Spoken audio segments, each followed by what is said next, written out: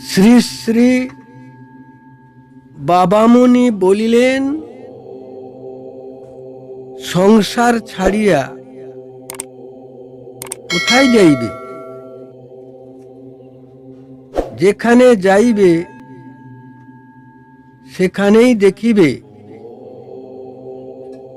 সংসার তার সহস্র শাখা মেলিয়া আত্মপ্রকাশ করিতেছে। দুদিনের জন্য তীর্থে যাও, সেখানেও দেখিবে মোট ঘাট বাঁধিয়া সংসার আসিয়া হাজির। চালের হাঁড়িতে, তেলের শিশিতে, আঁচলের কোণে পুঁডলি বাঁধা, পথখরচের সঞ্চিত ধনে সব জায়গায় সংসার তার রক্ষণাবেক্ষণের জন্য চিরন্তন দাবি লইয়া আসিয়া উপস্থিত হইতেছে। হিমাচলেই যাও আর দিল্লিতেই বাস করো, আহার আর নিদ্রা থাকিবেই, ব্যাধি আর চৌর ভয় রহিবেই। সুতরাং সংসারের হাত হইতে নিষ্কৃতি পাইবার পথ নাই।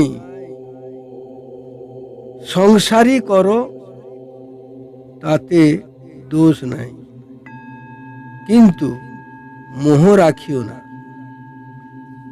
দায়িত্ব রাখো, তাতে ক্ষতি নাই। আত্ম উৎকর্ষের ক্ষতি না সাধিয়া সেই দায়িত্ব পালন করো। সংসার তোমার শত্রু নহে, মোহই তোমার শত্রু। সেই মোহকে দূর করিবার জন্য সাময়িক সংসার ত্যাগেও দোষ নাই, কিন্তু সংসার ত্যাগ তোমার লক্ষ্য হইবে না। লক্ষ্য হইবে মোহ ত্যাগ। অনিত্য বস্তুকেই নিত্য বলিয়া মনে করিতেছ, ইহাই তোমার মোহের মূল।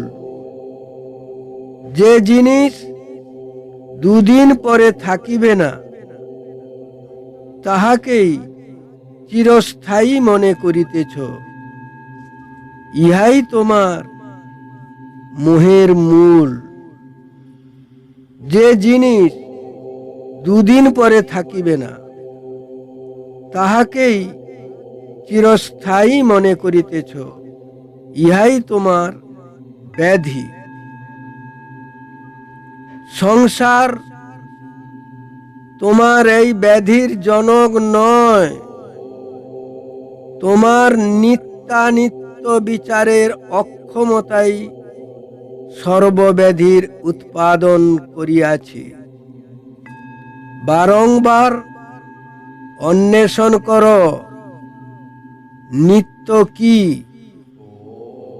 স্থায়ী কি, বিনাশ হইবে না কোন বস্তুর? যিনি অবিনাশী, তিনি ক্ষণভঙ্গুর বিভূতির মধ্য দিয়া নিজেকে প্রকাশ করিতেছেন। সেই অবিনাশীকে ধরো, বিনাশশীল সব কিছুর প্রতি নিষ্প্রিয় হও। বিদ্বেষী হইও না, কারণ বিদ্বেষও এক প্রকারের আসক্তি। উহাকে বিপরীত আসক্তি বলিতে পারো। শাশ্বত যিনি, তাকে প্রাণের আপন করো, আর অশাশ্বত যাহা, তাহার প্রতি সাময়িক কর্তব্য পালন করো। তা হইলে তুমি সংকটের অতীত হইতে পারিবে।